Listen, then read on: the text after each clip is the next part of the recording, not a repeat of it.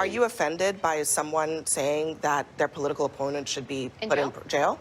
Okay, well, it's not even about being offended. You should never just preemptively assume your opponent should be in jail like that. Hey everybody, welcome back to The Blue Lens. Now this is one of those clips where the most important moment lasts about 5 seconds. Because the second Abby Phillip says, "Let's roll the tape," the entire argument starts falling apart. You see, Republicans on this panel wanted viewers to believe Gavin Newsom had crossed some shocking new line by posting aggressive political content about Donald Trump.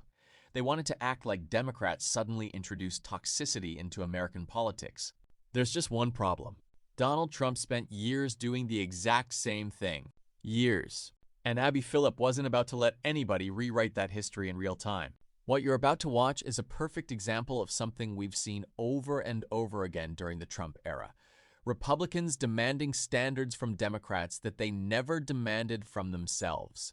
The outrage only seems to appear when the tactics they've defended for years get turned back around on them.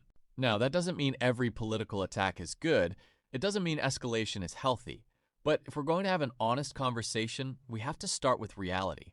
And the reality is that political rhetoric didn't suddenly become aggressive because Gavin Newsom posted a meme. The environment we're living in today was built over years, and Abby Phillip came armed with the receipts. You're going to watch Republicans try to separate Gavin Newsom from Donald Trump's record. You're going to watch Abby keep dragging the conversation back to the facts, and you're going to see why this debate became a lot less comfortable once the historical record entered the room. Before we jump in, if you enjoy sharp political analysis that cuts through the spin and gets straight to what's really happening, make sure you hit that like button, subscribe to The Blue Lens, and turn on notifications so you don't miss future videos. Now let's get into it. Tonight, Gavin Newsom is lamenting the remaining years of the Trump era. In an interview with the New York Times, the California governor got emotional about Donald Trump's rhetoric. I can't even conceive of 3 more years of this. It really is. What's happening to our kids? Their brains are already being scrambled by social media and everything else we didn't even talk about. But this is their role model? A guy who calls someone a retard? A guy who calls someone a piggy? This is our role model, the President of the United States? Over the last 6 months, Newsom has been emulating Trump's brash, all-caps-laden, and often AI-generated social media persona. And it's not just Democrats. Listen to these Republicans who rejected the president's demand for a new map in Indiana.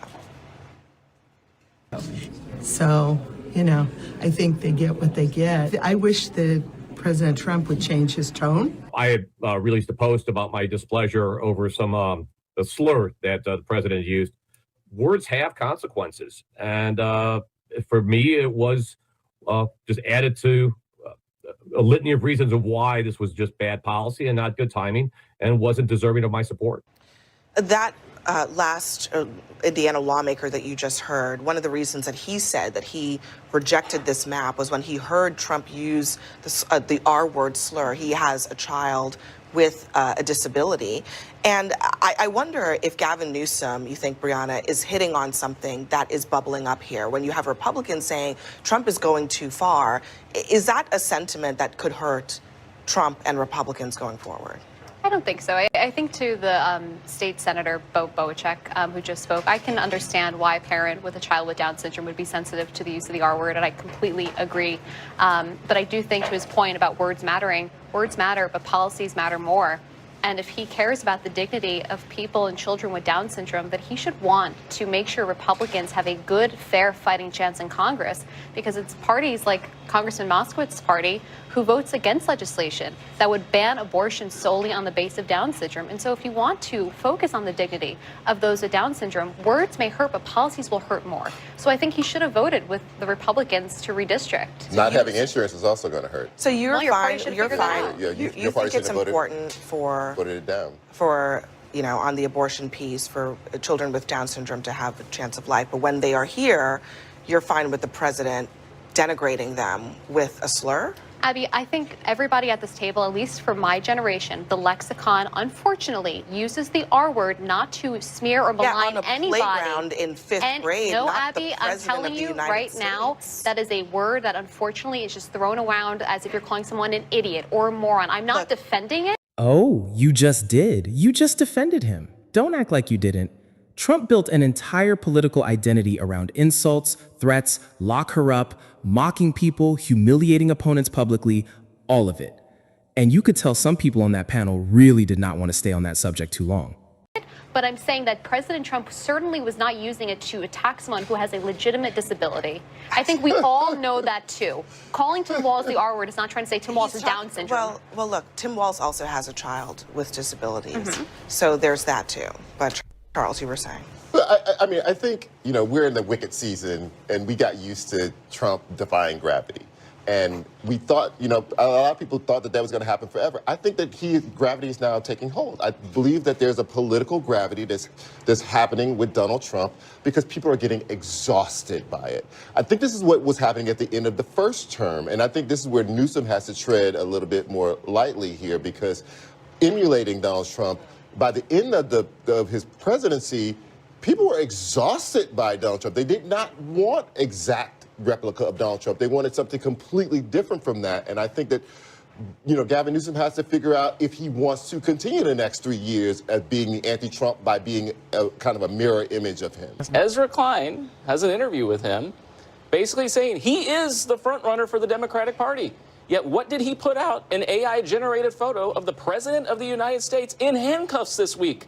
He told the Indiana governor, get down on your knees today in a post on X. So, I don't know. On one hand, the president can't do it, but yet Gavin Newsom is now the front runner. I don't know. It's sort of a chicken and egg kind of situation. What are you talking about? No, we're talking about verbiage. We're talking about verbiage. I'm saying what's chicken and egg is that you're sort of implying that Gavin Newsom started it and that it's fair then for I didn't say Gavin Newsom started Republicans to continue it when we all in know fact, how the president speaks. Yeah, exactly. We all know how the president speaks. Do you remember this? This is a Trump post from 2024 where he reposts a truck with Joe Biden hogtied on the streets and Trump flags flying. Was it violence when Trump did it? And why are Republicans suddenly so offended? Look, I can't speak to those Republicans, and I'm not arguing with you. We know how Donald Trump speaks, and he's very blunt. That's one of the things that people of America like about him. And sometimes he uses words I don't always agree with. But I'm just saying, for the media and others to now prop up Gavin Newsom and say he's great when he's putting out AI-generated photos of our president in handcuffs on a sidewalk, well, then what's the difference? Offended by it. I'm saying, what's the difference? I'm saying, what's the difference? You guys want to slam the president constantly. Are you offended by someone saying that their political opponent should be put in jail? Okay, well, let's. It's not about being offended. You should never just preemptively assume your opponent should be in jail like that. He has done his entire political career.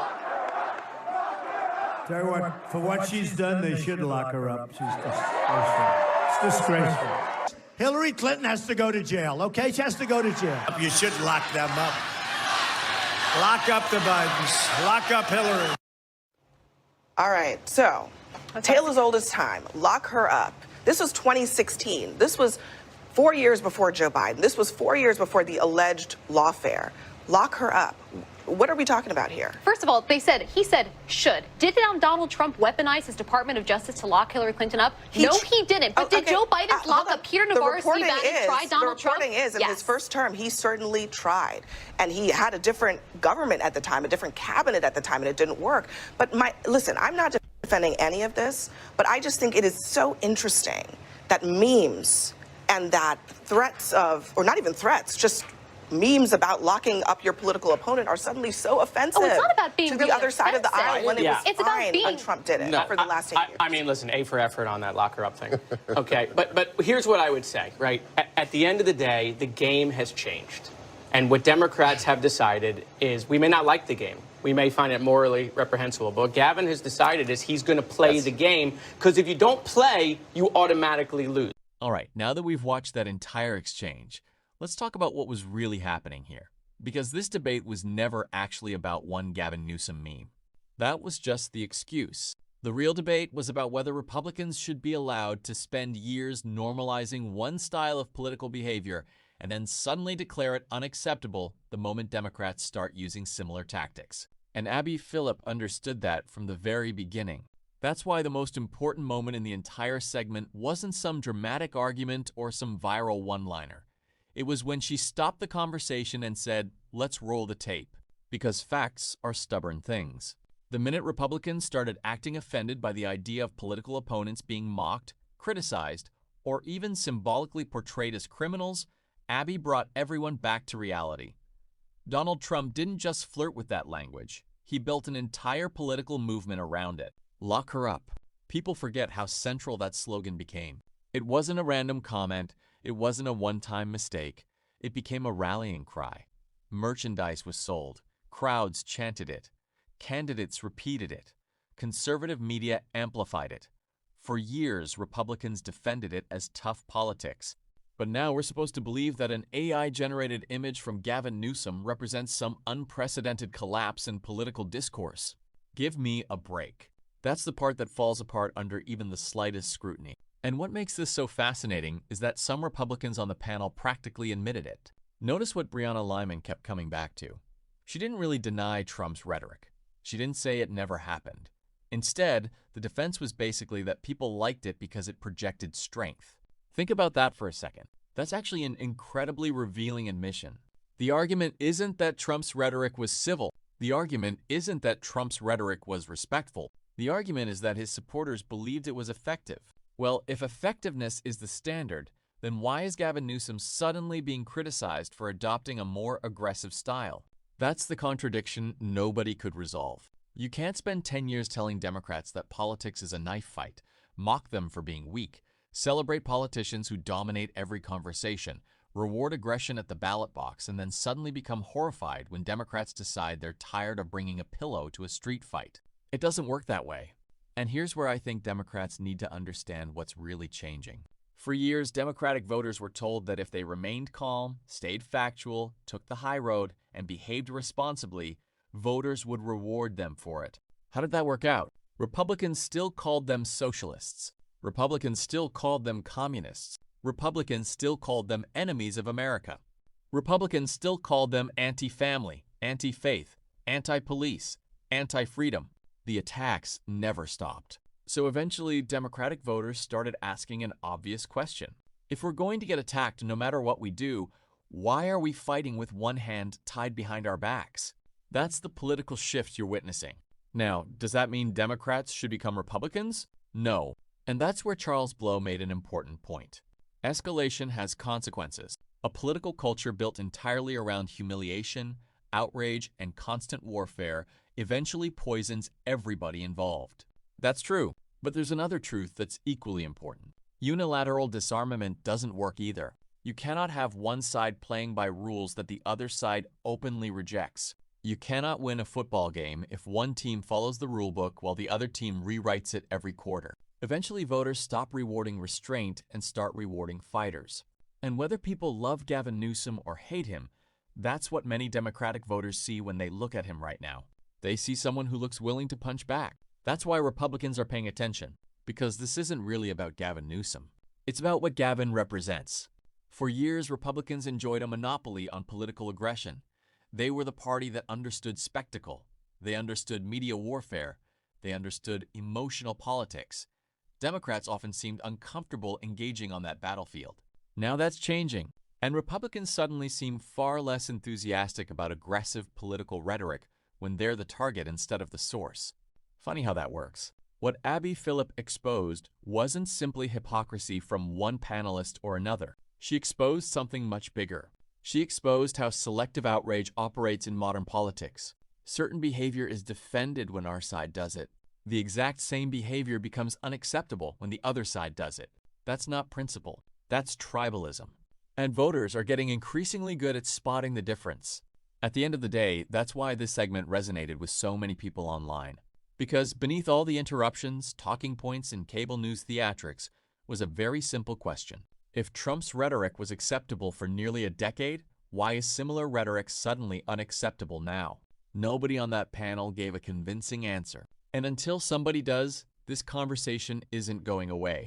If you enjoyed this breakdown, make sure you hit that like button, subscribe to The Blue Lens, and share this video with somebody who still believes political memory only goes back 6 months. Because around here, we don't just watch the clips, we connect the dots. Thanks for watching, and I'll see you in the next one.